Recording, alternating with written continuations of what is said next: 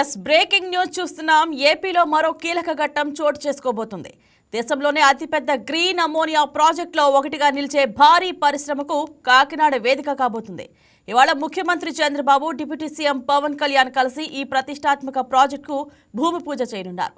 Green కో group కు చెందిన AM green సంస్థ సుమారు 13,000 కోట్ల భారీ పెట్టుబడితో ఈ ప్లాంట్ను ఏర్పాటు చేస్తోంది. ఏడాది క్రితమే ప్రభుత్వం ఈ ప్రాజెక్టుకు అనుమతులు ఇవ్వగా ఇప్పుడు కార్యరూపం దాల్చనుంది. ఈ ప్రాజెక్టు రాకతో క్లీన్ ఎనర్జీ రంగంలో ఆంధ్రప్రదేశ్ ఒక చారిత్రాత్మక అధ్యయనానికి శ్రీకారం చుడుతోంది. గ్రీన్ హైడ్రోజన్ ఆధారిత టెక్నాలజీతో ఈ ప్లాంట్ పనిచేయనుంది. ప్లాంట్ ద్వారా ఏటా 1 మిలియన్ మెట్రిక్ టన్ల గ్రీన్ అమోనియాను ఉత్పత్తి చేయనుంది.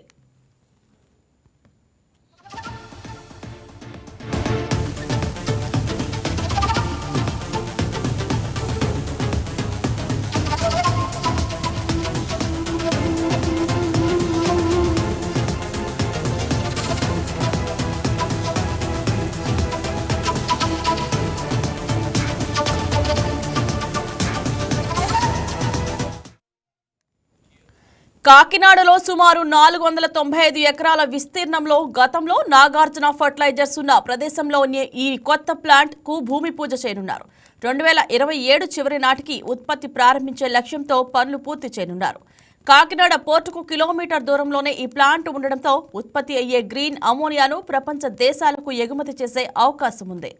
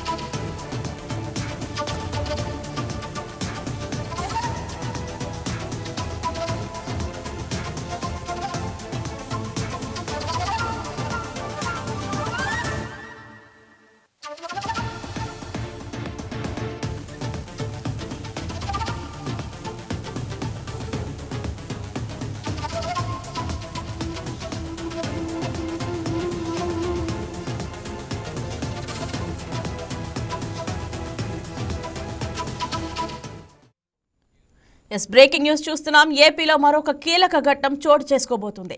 దేశంలోనే అతిపెద్ద గ్రీన్ అమోనియా ప్రాజెక్టులో ఒకటిగా నిలిచే భారీ పరిశ్రమకు కాకినాడ వేదిక కాబోతుంది.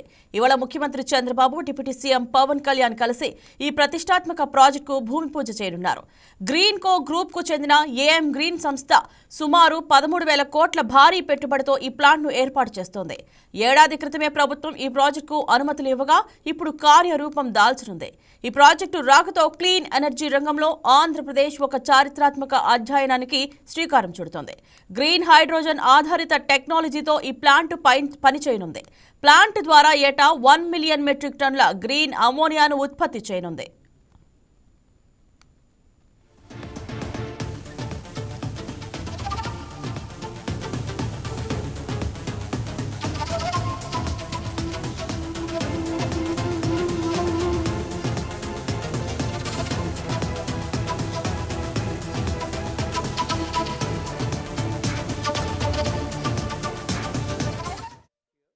కాకినాడలో సుమారు 495 ఎకరాల విస్తీర్ణంలో గతంలో నాగార్జున ఫర్టిలైజర్స్ ఉన్న ప్రదేశంలో ఈ కొత్త ప్లాంట్ కు భూమి పూజ చేయనున్నారు. 2027 చివరి నాటికి ఉత్పత్తి ప్రారంభించే లక్ష్యంతో పనులు పూర్తి చేయనున్నారు. కాకినాడ పోర్టుకు కిలోమీటర్ దూరంలోనే ఈ ప్లాంట్ ఉండడంతో ఉత్పత్తి అయ్యే గ్రీన్ అమోనియాను ప్రపంచ దేశాలకు ఎగుమతి చేసే అవకాశం ఉంది. మరి దీనిపై మరింత సమాచారం అందించేందుకు మా కరెస్పాండెంట్ లైవ్ లో ఉన్నారు నానాజీ. గుడ్ మార్నింగ్ నానాజీ, చెప్పండి అసలు గ్రీన్ అమోనియా ప్రాజెక్ట్ అంటే ఏంటి? ఇది నార్మల్ అమోనియా ప్రాజెక్ట్ తో ఎలా డిఫరెంట్? Thank you. ఇక్కడ చూసుకుంటే కనుక దాదాపు అంటే సౌత్ ఏషియాలోనే అతిపెద్ద ప్లాంట్ అని చెప్పుకోవచ్చు. అంటే ఈ గ్రీన్ అమ్మోనియా అంటే దాదాపు అంటే ఒక షిప్లు వెళ్ళేటప్పుడు ఫ్యూయల్ కూడా దీనికి ఉపయోగపడుతుందని చెప్పుకోవచ్చు. అదే రకంగా వ్యవసాయ కేంద్రంగా ఈ ఎరువులకు సంబంధించినది కూడా ఏర్పడుతుందని చెప్పుకోవచ్చు. అంటే గతంలో కూడా ఈ ఫ్యాక్టరీ వచ్చేసి నాగార్జున ఫెర్టిలైజర్స్, అంటే దీనికి ఇక్కడ కూడా యూరియా దీనికి ఇక్కడ మా ప్రసిద్ధిగాంచింది. అయితే దీనికి సంబంధించింది గతంలో అది ఖండం అయిపోవడంతో ఇది గ్రీన్ కో సంస్థ దీన్ని టేకప్ చేసి దీన్ని కేంద్రంగా దాదాపు అంటే ప్రపంచంలోనే అతిపెద్ద అమ్మోనియా కేంద్రాల్లో ఇదొకటిగా నిలుస్తుందని మనం చెప్పుకోవచ్చు. ఎందుకంటే దేశ విదేశాల నుంచి అంటే ఇక్కడ నుంచి ప్రపంచంలో వివిధ దేశాలకు ఇక్కడ నుంచి ఎగుమతులు అవుతున్నాయని కూడా మనం చెప్పుకోవచ్చు. ఎందుకంటే ఇక్కడ సముద్ర మార్గం ఉన్నది, అలా రైల్వే మార్గం ఉన్నది, అలా వివిధ మార్గాలన్నీ కూడా ఏర్పడడంతో కాకినాడ చాలా వరకు కూడా ప్రసిద్ధి కాంచింది. దీనికి ప్రాముఖ్యంగా ఎందుకు ఇంత ఇంపార్టెన్స్ వచ్చిందంటే దీనికి ప్రతిదీ కూడా పర్యావరణానికి సంబంధించింది కానీ, దాని ప్లేస్ కి సంబంధించింది కానీ, దాని ప్లాంట్ అన్ని కూడా అంటే గ్రీన్ ఫీల్డ్ గ్రీన్ ఫీల్డ్ సంబంధించింది అంటే ఎలాంటి పర్యావరణానికి కూడా హాని కలగకుండా ఉండే ప్రదేశంలోనూ, అదే రకంగా ఏదైతే ప్రజలు ఉన్నారో ప్రజలకు కూడా కొంచెం సుదీర్ఘమైన ప్రాంతంలో ఉండేటట్టు కూడా అన్ని విధాలుగా అనుకూలైంది, కరెక్ట్ అయింది ఈ ఫ్యాక్టరీ ఏరియా కూడా. ఎందుకంటే గతంలో కూడా ఎన్ఎఫ్సిఎల్ నడిపినప్పుడు కూడా ఇదంతా కూడా సక్సెస్ఫుల్ గా నడిచింది. అయితే ఇప్పుడు ఈ గ్రీన్ ఫీల్డ్ వారు స్పీకప్ చేసిన తర్వాత AM green ammonia India private limited అనే పేరుతో ఈ కంపెనీని ఏర్పాటు చేసి తన అనుబంధ సంస్థగా దాదాపు ఇది ఏర్పాటు చేస్తున్నారు. దీనికి సంబంధించి ఇక్కడ ఉద్యోగాలు కానీ, అలాగనే దీనికి సంబంధించిన అభివృద్ధి కానీ బాగా జరుగుతుందని చెప్పేసి స్థానికులు ఆనందం వ్యక్తం చేస్తున్నారు. దీనికి సంబంధించి ఈ గ్రీన్ అమోనియా అంటే దాదాపు ఎలాంటి పర్యావరణానికి హాని కలగకుండా తయారు చేయడమే ఈ గ్రీన్ అనేది ఏర్పాటు చేశారు. అయితే దీనికి సంబంధించింది ఇప్పుడు ఈ రోజు దీనికి భూమి పూజ చేస్తున్నారు, ప్రారంభిస్తున్నారు. దీనికి సంబంధించిన చంద్రబాబు నాయుడు ఆయన నివాసంలో ఉదయం 10:30 కల్లా బయలుదేరి ఉండవల్లి నుంచి ప్రత్యేక హెలికాప్టర్ లో డైరెక్ట్ గా ఏదైతే గ్రీన్ ఫీల్డ్ దీనికి సంబంధించిన కంపెనీ ఉన్నదో కంపెనీలో ఏర్పాటు చేసిన హెలిప్యాడ్ లో దిగుతారు. దిగిన వెంటనే వివిధ కార్యక్రమాలు చేసుకున్న తర్వాత ఆయన మళ్ళీ తిరిగి ప్రయాణం విజయవాడ వెళ్తారు. అదే రకంగా ప్యారలల్ గా పవన్ కళ్యాణ్ చూసుకుంటే 8:55 నిమిషాలకి ఆయన మాదాపూర్ తన నివాసంలో బయలుదేరి అక్కడి నుంచి బేగంపేట ఎయిర్పోర్ట్ కి వచ్చి, బేగంపేట ఎయిర్పోర్ట్ నుంచి రాజమండ్రి ప్రత్యేక విమానంలో వచ్చి అక్కడి నుంచి ప్రత్యేక హెలికాప్టర్ లో ఇక్కడికి వస్తారు. ఇద్దరు కూడా ప్యారలల్ గా 2 హెలికాప్టర్లు ఈ ప్రాంతంలో రావడంతో అంటే చుట్టుపక్కల ఈ కొన్ని హైటెన్షన్ వైర్లు కానీ లేదంటే ఏదైనా వైర్లు ఉన్నాయా అంటే హెలిప్యాడ్ లో దూరంగా ఏర్పాటు చేయడం, ఈ ఏర్పాట్లు కానీ ఇప్పటికే మొత్తం అన్ని కూడా జిల్లా పోలీస్ వ్యవస్థ, అలాగే రెవెన్యూ వ్యవస్థ, అలాగే కలెక్టర్ గారు, ఎస్పీ గారు కూడా దగ్గరుండి పర్యవేక్షించారు. దీనికి సంబంధించిన అన్ని ఏర్పాట్లు కూడా చకచకా జరిగిపోయాయి. ఇప్పుడు దీనికి సంబంధించింది ఏంటంటే వివిధ అధికారులు కానీ అలాగే బిజినెస్ మ్యాన్లు కూడా చాలా వరకు దీన్ని ఇన్వెస్ట్ చేయాలని మనకి ఉన్న సమాచారం. ఈ యొక్క వేదిక ద్వారా అనేక మందికి ఉపాధి కల్పించడం కానీ, అలాగనే ఒక కూటమి ప్రభుత్వం వచ్చిన తర్వాత అతిపెద్ద కంపెనీ కాకినాడ కేంద్రంగా ప్రారంభం అవుతుందని చెప్పేసి మనం చెప్పుకోవచ్చు. ఏదైతే గ్రీన్ ఫీల్డ్ సంబంధించిన దాని యాజమాన్యం ఉన్నదో యాజమాన్యం కూడా ఇదే ప్రాంతానికి చెందినవారు కాబట్టి దీనికి ఒక ప్రత్యేకత ఏర్పడ్డది. అలాగే దీనికి సంబంధించింది ఏంటంటే ఒక ప్రెస్టీజియస్ ప్రాజెక్ట్ గా కూడా తీసుకున్నారు మనం చెప్పుకోవచ్చు. అలాగే గ్రీన్ ఫీల్డ్ సంబంధించిన అనేక ప్రాజెక్టులు ఉన్నప్పటికీ కూడా కాకినాడలో ఈ ప్రాజెక్టుకి సంబంధించిన ఎందుకంటే ఇది చాలా సొంత ఏరియాలో ఏర్పాటు చేస్తున్నది, అనేక వేల మందికి ఉపాధి కల్పిస్తున్నది, పర్యావరణానికి ఎలాంటి హాని కలగకుండా ఏం గ్రీన్ అమోనియా ఫ్యాక్టరీ కూడా ఏర్పాటు చేస్తారు మనం చెప్పుకోవచ్చు. రైట్ నానాజీ, మరి ఆ ప్రాంతాన్ని ఎందుకు ఎంపిక చేశారు ఈ గ్రీన్ అమోనియా ప్రాజెక్ట్ కు? ఈ ప్రాంతాన్ని అంటే సుదీర్ఘమైన కొన్ని వేల ఎకరాల్లో ఉన్న ఈ నాగార్జున ఫెర్టిలైజర్స్ ఫ్యాక్టరీ అనేది దీంట్లో అప్పటికే ఒక మిషనరీ కూడా ఉన్నది. ఈ మిషనరీ అంతా కూడా అంటే అది అయిపోయిన తర్వాత ఎక్కడికెక్కడ మిషనరీ కానీ, దానికి సంబంధించిన బాయిలర్స్ కానీ, దానికి సంబంధించిన చిమ్నీస్ కానీ, ఏదైతే అమ్మోనియా తయారు చేయడానికి ఏర్పాటు చేయడానికి కావాల్సిన దాని ఇన్ఫ్రాస్ట్రక్చర్ ఉంటుందో ఆ ఇన్ఫ్రాస్ట్రక్చర్ కూడా చాలా వరకు దీంట్లో ఉన్నదని మనం చెప్పుకోవచ్చు. అదే రకంగా దీనికి సంబంధించిన అంటే పర్యావరణానికి సంబంధించిన ఎలాంటి హాని జరగకుండా దీనికి సంబంధించింది అంటే ఇదివరకు ఫ్యాక్టరీ ఉన్నది కాబట్టి దీని చుట్టుపక్కల ఎంతవరకు దాన్ని గ్రీన్ ఫీల్డ్ ఏర్పాటు చేయాలి, దాని ఎంతవరకు పార్కింగ్ ఎక్కడ ఉండాలి, ఎవరైనా వెహికల్స్ వస్తే ఎక్కడ ఉండాలి, క్యాంటీన్ ఎక్కడ ఉండాలి, అది దీనికి సంబంధించిన అన్ని ఏర్పాట్లు కూడా ఇక్కడ చేసి ఉన్నది. ఇదొక అంటే స్ట్రక్చర్ అంతా కూడా వేసి ఉన్నది. అందుకని ఈ ప్రాంతాన్ని ఎంచుకున్నారు. అదే ఒకవేళ ఇదే ఏరియాని ఎంచుకోవాలనుకుంటే కనుక ఇప్పుడు కాకినాడలో ఇంత ప్లేస్ ఎక్కడ కూడా లేదు. అయితే ఈ ఫ్యాక్టరీని టేకప్ చేస్తే కనుక అంటే అన్ని ఏర్పాట్లలో సగం ఏర్పాట్లు ఎక్కడికక్కడ అంటే బిల్డింగ్స్ కానీ, అలాగనే దానికి సంబంధించిన క్వార్టర్స్ కానీ, సెక్యూరిటీస్ కానీ అంటే అన్ని కూడా ఎక్కడికక్కడ అమర్చి ఉన్నాయి కాబట్టి దాన్ని కొంచెం డెవలప్ చేస్తే సరిపోద్దన్న ఉద్దేశంతో దీన్ని చూసుకుని ఏర్పాటు చేశారని మనం చెప్పుకోవచ్చు. అదే రకంగా ఇది ఏదైతే ఈ యొక్క ఫ్యాక్టరీ ఉన్నదో కొన్ని వేల ఆ, ఏదైతే మందికి చాలా వరకు సహాయం చేసిందని అనుకోవచ్చు. అప్పట్లో నాగార్జున ఫ్యాక్టరీ అంటే కాకినాడకు ఐకాన్ గా ఉండేదని మనం చెప్పుకోవచ్చు. దీనికి సంబంధించిన ఈ అన్ని కూడా అంటే ఇది సముద్రం దగ్గరలో ఉన్న ప్రాంతం కాబట్టి, అలాగనే ఈ ప్రజలకు కూడా దూరంగా ఉన్న ప్రాంతం కాబట్టి ఇది మంచి అనుభవం ఉన్నదని చెప్పేసి దీన్ని ఏర్పాటు చేసుకోవడం కూడా జరిగింది. రైట్ నానాజీ, మరి ఈ ప్రాజెక్టు వ్యయం ఎంత? ఈ ప్రాజెక్టుకు పెట్టుబడులు ఎక్కడి నుంచి వస్తున్నాయి? దాదాపు 11,000 కోట్లు దీనికి వ్యయం ఉంటుందని ఇప్పటికే మనకి సమాచారం ఇచ్చారు. అయితే ఇది దీనికి సంబంధించిన గ్రీన్ ఫీల్డ్ సంస్థ ద్వారా దీన్ని పెట్టుబడి పెడతా ఉన్నారు. అయితే దీనికి అనేక ప్రాజెక్టులు ఉన్నప్పటికీ కూడా దీనికి సంబంధించిన ప్రజలకు ఉపయోగపడేటట్టు సంబంధించిన ప్రాజెక్టు. అదే రకంగా ఇది ఆ దీనికి సంబంధించిన ఒక ప్రెస్టీజియస్ ప్రాజెక్ట్ అని కూడా చెప్పుకోవచ్చు. దీని నుంచి అంటే మన కాకినాడలో తయారు చేసిన అమ్మోనియా, దీనికి సంబంధించిన ఫ్యూయల్ ఇవన్నీ కూడా జర్మనీ అలాగనే వివిధ ప్రాంతాలకు కూడా మనకి వెళ్తాయని మనం చెప్పుకోవచ్చు. అంటే ఇక ఒక కేంద్రంగా అది ఏదైతే ఒక కంపెనీ ఉన్నదో కంపెనీ కేంద్రంగా వివిధ దేశాలకి ఎగుమతులు కూడా వెళ్తాయని చెప్పుకోవచ్చు. సముద్ర మార్గము అలాగే పోర్ట్ కూడా ఇక్కడ ఉన్నది కాబట్టి ఈ పోర్ట్ నుంచే అంటే కూతవేట దూరంలో ఉంటది పోర్టు. ఏదైతే ఇప్పుడు కంపెనీ ఉన్నదో కంపెనీకి కూతవేట దూరంలో కూడా పోర్ట్ ఉన్నది. దీని ద్వారా అనేక ఎక్స్పోర్ట్ కానీ అనుకూలంగా ఉంటుందని కూడా చెప్పుకోవచ్చు. రైట్ నానాజీ, మరి ఈ ప్రాజెక్ట్ టైం లైన్ ఏంటి? ఎప్పుడు స్టార్ట్ అవుద్ది? ఎప్పుడు ప్రొడక్షన్ స్టార్ట్ అవుతుంది? ఇది దాదాపు 1.5 ఏళ్ల క్రితమే దీన్ని ఎంఓయూ చేసుకున్నారు. ఏడాది క్రితమే ఏదైతే వైజాగ్ లో ఉన్నదో అప్పుడే గ్రీన్ ఫీల్డ్ సంబంధించింది కోటకొలతో సంబంధించి అది ఎంఓయూ చేసుకోవడం జరిగింది. 2028లో దీనికి అది స్టార్ట్ అవుతుందని చెప్పుకోవచ్చు. అంటే ఇప్పటి నుంచి అంటే కొద్దిగా ఎక్విప్మెంట్ ఈ రోజు ప్రారంభిస్తారు. దీనికి సంబంధించింది 2028 నుంచి కూడా అంటే దీని యొక్క ఏదో అవుట్పుట్ ఉన్నదో అవుట్పుట్ కూడా ప్రారంభం అవుతుందని మనం చెప్పుకోవచ్చు. రైట్ నానాజీ, మరి ఈ ప్రాజెక్ట్ వల్ల వాటర్ యూసేజ్ ఎంత ఉంటుంది? లోకల్ వాటర్ రిసోర్సెస్ మీద ఇంపాక్ట్ ఉంటుందా? దీనికి సంబంధించింది లోకల్ సోర్స్ ఇంపాక్ట్ అంటే ఏమీ ఉండదు.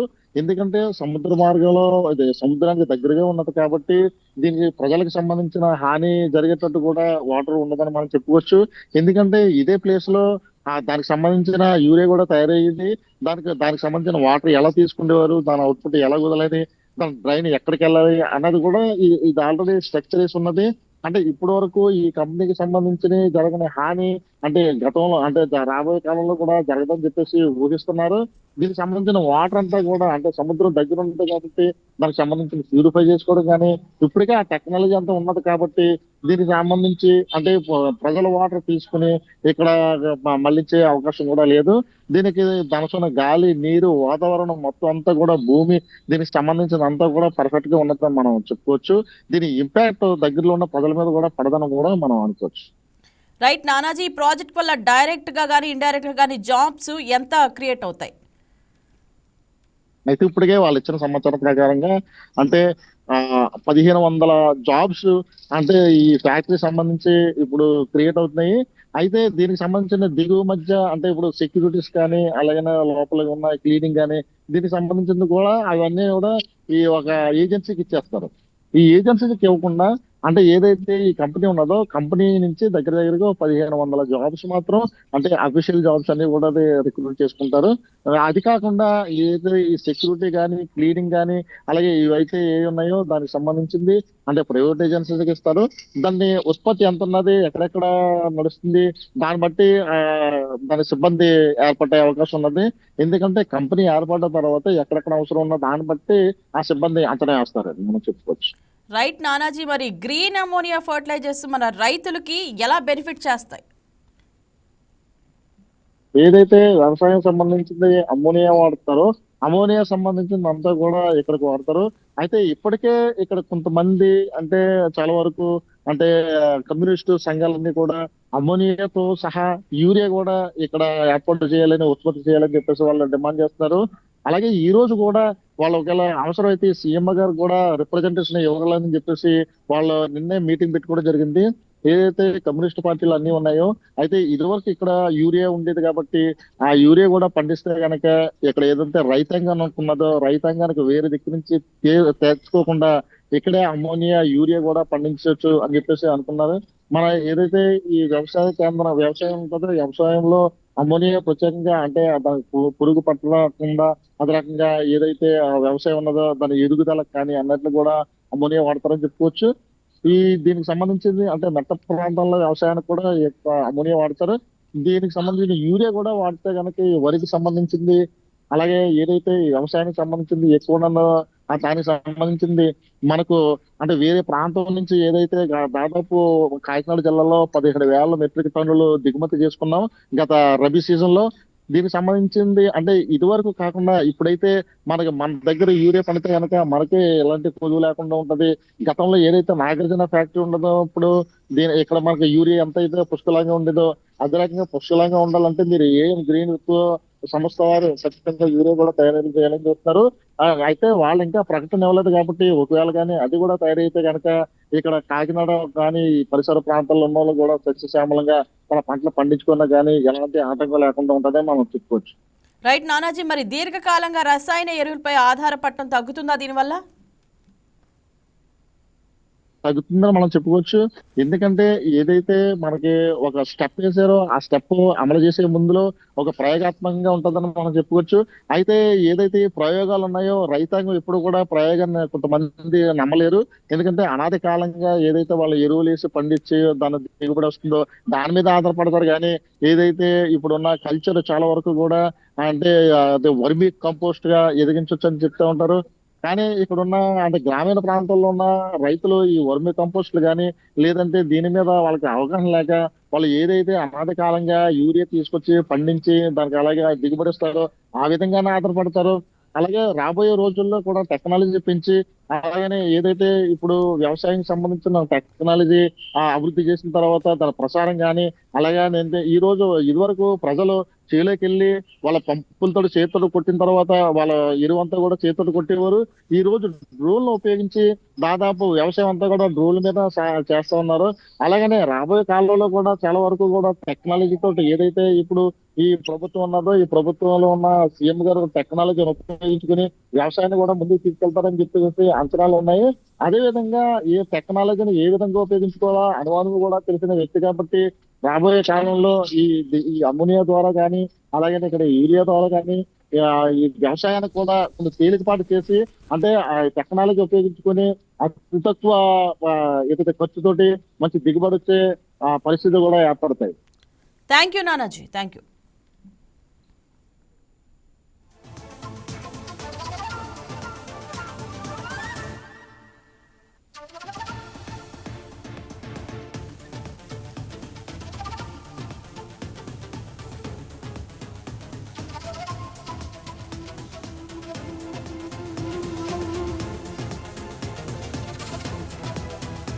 Please subscribe to YK TV Network. Please subscribe to YK TV. Please watch YK News.